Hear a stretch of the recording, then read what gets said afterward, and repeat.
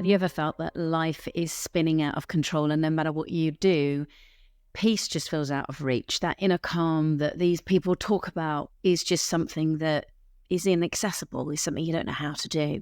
But what if I told you that peace isn't found in the absence of chaos? It's actually in a way of being able to navigate that chaos. Welcome to another episode of Coming to Your Senses, where we learn to navigate the labyrinth of the mind and emerge victorious. And today it's me, your host, Jules Wyman. Now, one of the things that I am acutely aware of, and I'm recording this in the beginning of February 2025, and it certainly seems to me that the world is in a more chaotic state these days than it was in previous decades. Now, I don't know whether that's just me getting older. I don't think it is, based on the conversations that I'm having with people who are of various ages. And I think the world is in this transitional phase. And I think for many, many people, it's recognizing that that chaos can create a sense of stress. Now, stress, in my view, happens. I suppose it's inevitable in life. But the suffering around it isn't. And that's what I want to talk with you today. I want to share with you ways that you can look at stress in a different way in order for you to be able to cultivate that inner peace so that you can navigate even those high-pressured moments. So whether we're talking about business, stress in work, whether that's running your own business, whether it's looking at your professional career, whether it's in a personal perspective, and that may be to do with relationships or family or finance or moving or health or all of those all at once. And it can happen and it can seem really overwhelming and a lot of where do I go from here? What do I do? How do I manage this? How do I navigate this? And I've noticed it a lot in conversations throughout the years. There's many people, both my personal friends and also clients as well, and even some associates are going through quite a significant shift in their life. And many of them are dealing with it in different ways. Now, as I said in the opening, I do believe that life is chaotic and that stress happens. It's an inevitable part of life, but we don't have to suffer over it. And a turning point for me in my life was something that happened, where are we now? So 7 years ago. And it's something I've spoken about before, but I had been having on and off numerous different symptoms and illnesses. Now at the time, to put it in context, one of my best friends had been diagnosed with terminal cancer and she was in the latter stages of her life. My dad was really ill. Both of these were down south and I live up north in the UK. So there was a lot of driving involved. I had other friends and family members. My young goddaughter was in and out of hospital at that point. So there was a lot going on in my life. So the physical symptoms that I was experiencing, and there was various things that were going on, I was sort of putting down to the stress of that I was worried about people. I was driving around a lot. Wasn't sleeping great. So all of those things that I was putting it down to. Went and had a blood test at 9 o'clock one Thursday morning. And by 5 o'clock, I was getting a phone call from a very panicked doctor going, you have to get to hospital now. So I would have been 45 at that point. I had, other than being born and breaking my arm when I was about 6 or 7, I'd never been into hospital. So this was a whole new world for me. And I knew I was poorly, or I knew something was going on, but I didn't think it was that bad. I didn't think it was, you have to get to hospital now, do not pass go, do not collect £200 kind of situation. So what I realized during that time, there was many, many moments in that where I was being given information that was shocking. And my thinking went into overdrive and there was a lot of stress going on in my thinking. So I was told that my kidneys were in failure. They were at that point functioning at 11%. I also had a lump, which they didn't know for certain. They thought it was a fibroid. But at that point, their exact words were, we think it's a fibroid or it could be something more sinister. Now, I now know that sinister is a medical term, but as a non-medical person, that only sparked dark, bad, awful things in my mind, and especially with everything that I'd had going on around me. And I realized that what I got myself caught into at that point was, when I know the results, then I will feel calm. Once I know what the lump is, then I can work out what to do. Once I understand what's happening with the kidneys, then I will. So I got myself caught into this pattern of when this, then that. And I think it's something that many of us do, whether it's when I've got the job, then I'll feel calm. When I've got the money in the bank, then I'll feel happy. When I'm in a relationship, then my life will be good. You know, whatever it is, we get caught in this dialogue of when I, then I. When this, then that. And actually, it's simply not true, and it's not helpful, because we're putting off what we could experience right now. If you've listened to the first episode of Coming to Your Senses, you'll know that in the early 2000s, I experienced a breakdown. I tried different therapies, but it was coaching that truly helped me transform my life. Initially, when I discovered coaching, though, I couldn't afford it. And it was a kind soul who sponsored me not only to have coaching, but also to train and become a coach. And my promise to them was that I would pay it forward. And I've done that in many ways over the years, initially through social media and private Facebook group called Confidence Revolution, and also through Coming to Your Senses, the podcast. But it triggered for me a passion to really want to make and create a secure, supportive space for people to be able to come together and have conversations that transform their lives. So I created the Conscious Conversations community. It's a group where we meet on more than once a month. We have a focused theme which is guided by the community and facilitated by me. There's hundreds of hours of learning and resources and materials to help you transform your life in a like-minded space. Because I get passionate about it, and because this was my promise to pay it forward, I'm offering you the opportunity to trial it for £1 for the first month. If that appeals to you, then head to juleswyman.online/conscious conversations offer. juleswyman.online/conscious conversations offer to explore what's available for you through being part of a conscious community. And I had one of those moments in the middle of very chaotic NHS, National Health Service in the UK ward, where there was a lot of people coming and going, some people in intense pain, some people really struggling. There was a lot going on. And I realized at one point that actually I had a choice within this. I could do something differently, or I was going to be suffering, quote unquote, needlessly. I wasn't in a huge amount of pain by this point, or at this point.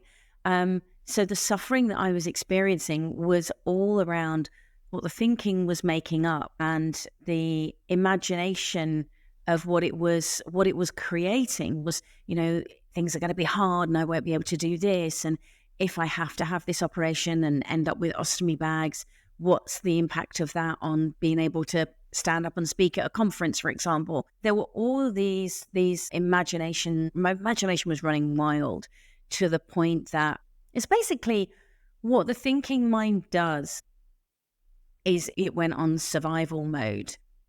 But what's interesting is, in the way that I understand it at the moment, is I've got the primal thinking. And the primal mind is about keeping this physical body alive. It's going to do everything it possibly can to make sure that this physical body stays alive and functions. It's why, I can't remember the guy's name, who the guy who went off for a hike and then got stuck and ended up hacking off his own arm in order to be able to get himself free, because he was stranded there for numerous days. 147 hours, I think, if I remember correctly, was it 127? It was a long time. But that's what the body does. You know, the primal mind will go into, it's going to do everything it can to keep this body alive. But what I think happens so often that we don't aware of or aren't aware of is it's the psychological mind. It's our thinking and our imagination that makes stuff up that is trying to survive the imagined worst case scenarios over and over again, that puts us into that spiral of discomfort, and it creates more stress than actually exists.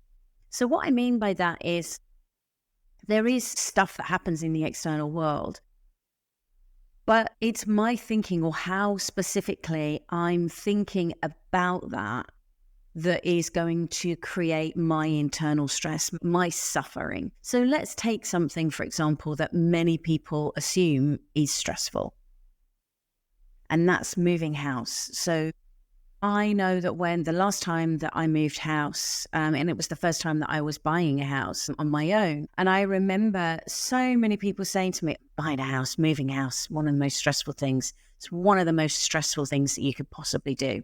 And what I found fascinating is that I actually wasn't stressed. I was excited. Yes, there was a lot of things to navigate. Yes, there were new things, and I didn't know what was going to go where and how I was going to do it, and etc., and how I was going to move things and all this sort of thing. But I wasn't stressed. There were things to navigate. But because I wasn't describing it to myself as something that is stressful, therefore I could just recognize, there's a whole heap of stuff out here that needs to be signed off, boxed up, got rid of, sorted out in order for this process to happen. But my thinking around it was very much, this is exciting.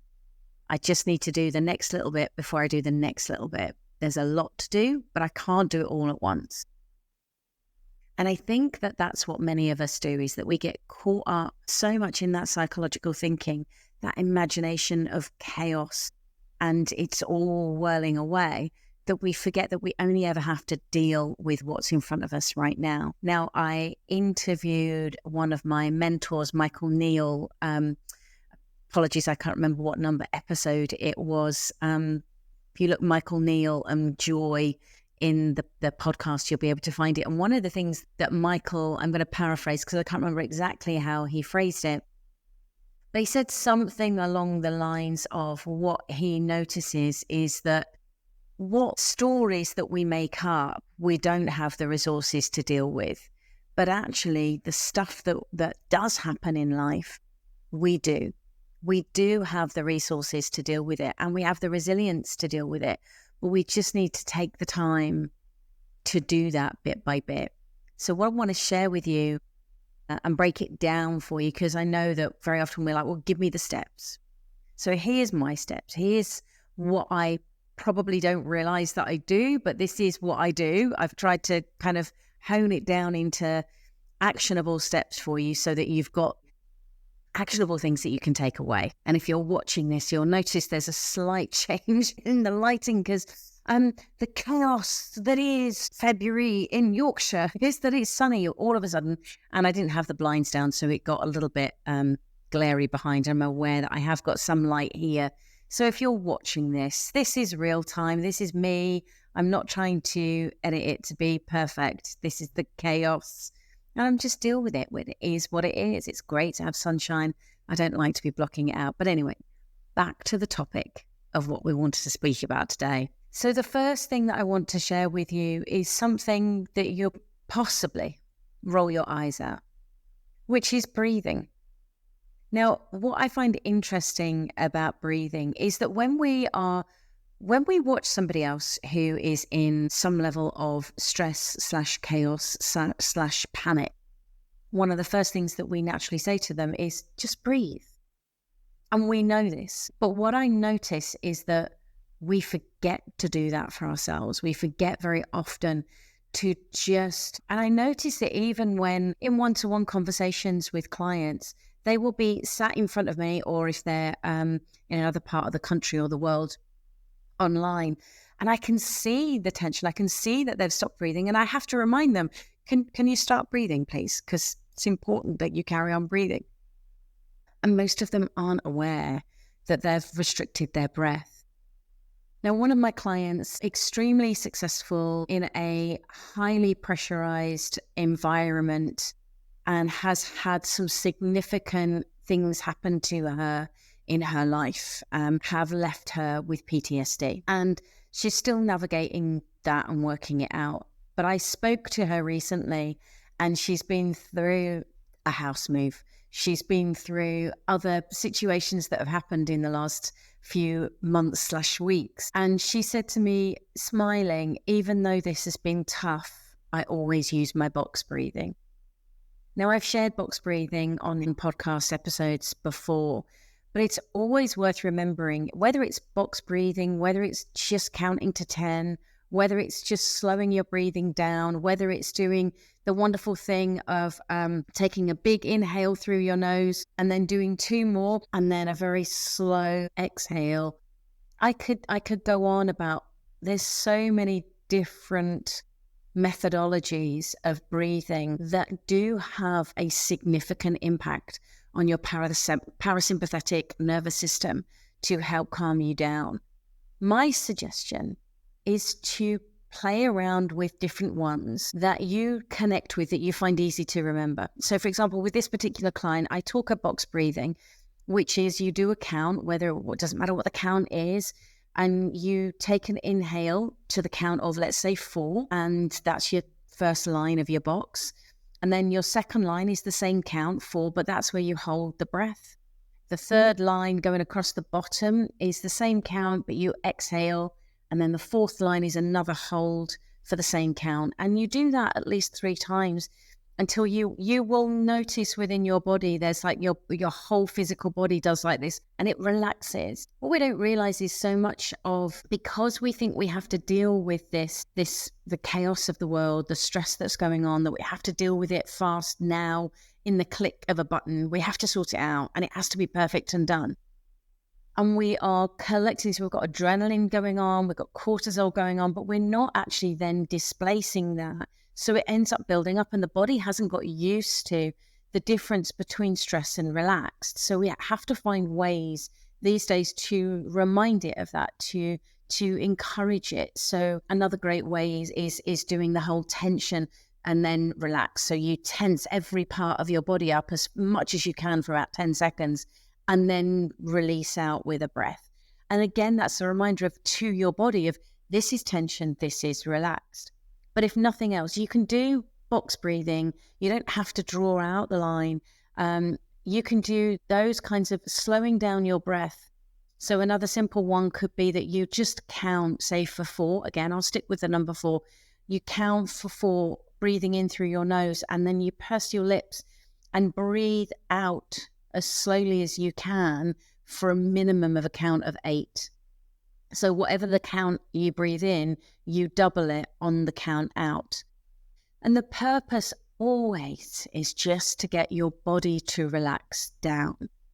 Now, what was lovely when I was speaking to this client the other day is that she said to me that box breathing gives her clarity. And I said, what do you mean by that? She said, well, when you're thinking, when you've got a lot going on and you're navigating a number of different things, it can get really busy internally. And she said, what I know is, even if my body's stressing, my head is full and I don't know what to do, I do my box breathing, and that just gives me clarity. And it's like everything that's in my head, I can see from a distance, and therefore then I know where to start. And that's what's important to start looking at, is what to look at when, and to be looking at whatever the situation is recognizing it's not happening to you. It's just happening. So it doesn't matter what it is. You know, being ill, being hospitalized was something that was happening. And I happened to be in it, but I didn't have to be wallowing in it and making it a bigger thing than it was. It was just like, it's just happening. And for me, what I always then take a step back is look at, okay, so this is happening. What can I do? Whatever this may be. So the house move, the thing that's happening at work, the thing that's happening in relationship, the thing that's happening with your health, whatever it may be, is what can I do? And genuinely being honest with yourself, because sometimes the answer is, right now, nothing. There is nothing that I can do right now.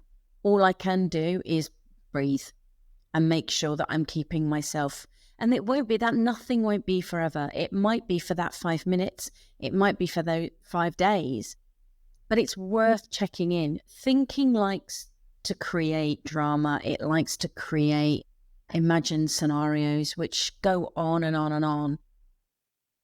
And which what we can end up doing is when we get overly hooked into stressful situations, the suffering that we're experiencing is because we're trying to deal with that internal imagined scenario rather than dealing with what's in front of us right now. So for example, the real world scenario of me with the sun coming in, I could get stressed of, oh my gosh, what will the person who's watching this think? I should have got better blinds that haven't got a little leak at the side, or I should have done this, or I should have done that. And at the end of the day, all I can do is put the blinds down, do my best to be as focused as I can, moved so that I'm in as clear a focus as possible, because I can't move the time of recording this today. There's a number of different things that are going on. So there's not a time to move it to.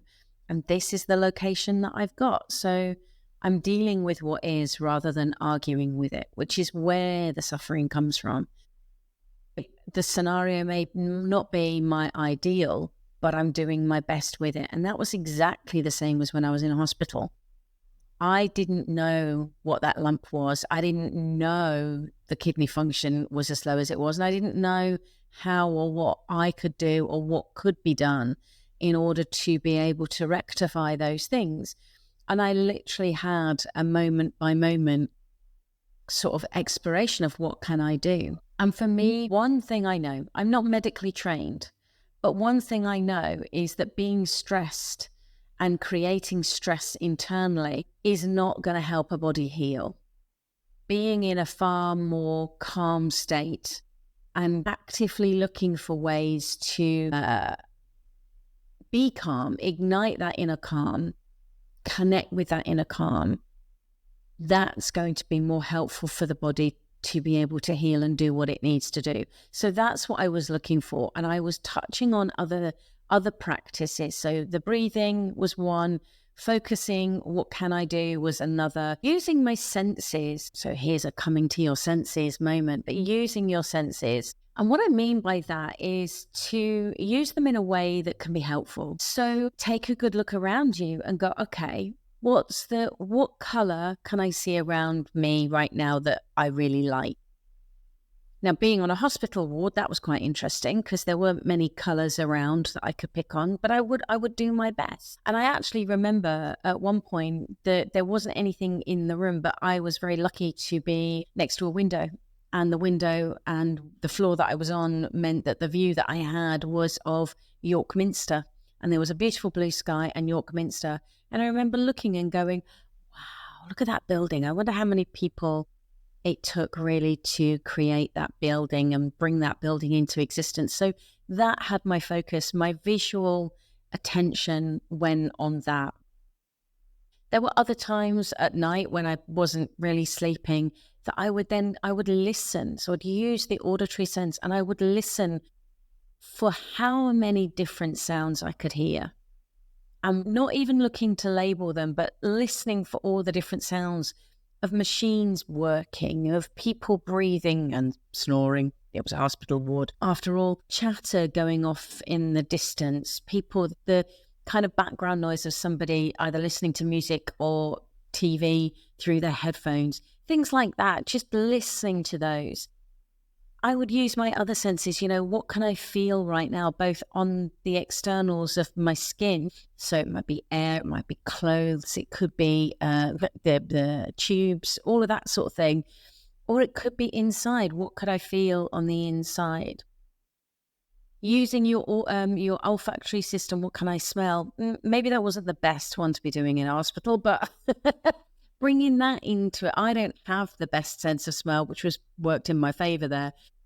But also taste. What can you taste? Because even right now, as I'm talking, about an hour ago, I finished a coffee, but I can kind of still taste for me, it's like a little metallic tinge that I can sense. So it's using those senses. And what that does is by taking the time to connect. And you can do all five, you could just focus in on one. But it's like a meditation, because you're choosing where to put your attention rather than the thinking mind going off all over the place. You're choosing to bring your attention onto one thing. And it can be such a wonderful practice. Now, for me, one of the things that I did in hospital was I started drawing. I found it very hard to read in hospital because there were so many different things going on and people toing and froing all the time and needing blood and interactions and things like that. So I found it hard to focus on that. But drawing I could do. And I discovered doodling, and more specifically Zentangle doodling, and started to practice that more and more. And what I began to notice is that it gave me a meditative process. So even though there was a lot of stuff going on outside, there was a lot of stuff going on in my body, and there was what many people could call stress going on. But actually, by using all of those things, my breathing, what can I do, focusing in on my senses, and specifically with Zentangle, is it gave me the opportunity to, most of the time, I'm not going to say always, but most of the time, be in a state of calm. And it meant that then when information was coming about the situation and choices that needed to be made, I was making it from a calmer place rather than a stressed, panic place. And I'm pretty sure that you've been in a situation where you've made a decision and you're like, if I had been calmer, this would have been a much easier decision to make, or I would have made a different decision if I'd have been calmer. And that's what we're looking to do, is be from that, activate that inner calm that is there, connect with that inner calm that is there, so that we can be responsive as opposed to reactive. When we're in a state of stress and we're suffering, there's suffering over the situation's not how I want it to be, and if it was this way, and all of that is then means that we're being reactive to what's going on. We're not coming from a place of being response able to a situation. And for me, that's what it's about, because you can, even in chaos, you have access to that peace. It's not about waiting for life to show up in a certain way or to slow down, but it's about learning to carry that calm within you, or actually not even carry that calm within you. It's about recognizing that that calm is there and that you can connect with it. But it is a practice, and some days it's going to be way easier than others. I get it. But the more that you practice it, the more that you actively choose to practice it, then it doesn't matter what goes on. You can you can engage with it a lot more and bring it to the fore even more regularly. For me, that was one of the biggest gifts that being hospitalized gave me. It made such a difference, because it forced me to look at a stressful situation from a different way, because I didn't want to be stressed. So peace isn't about escaping stress. Calm isn't about escaping stress. It's about meeting stress with a different way of being and connecting to that inner calm. So take this away, really think about it, have a look at how you can apply it in your life. And if you've got any other strategies that you have, aside from the ones that I've mentioned, then please do share them in the comments, whichever platform that you're listening to this on. Please do share this, because I think it's a wonderful way to be able to give everybody, because what works for me may not be immediately what works for you. So if we've got a bank of resources we can share, then that makes it even more valuable.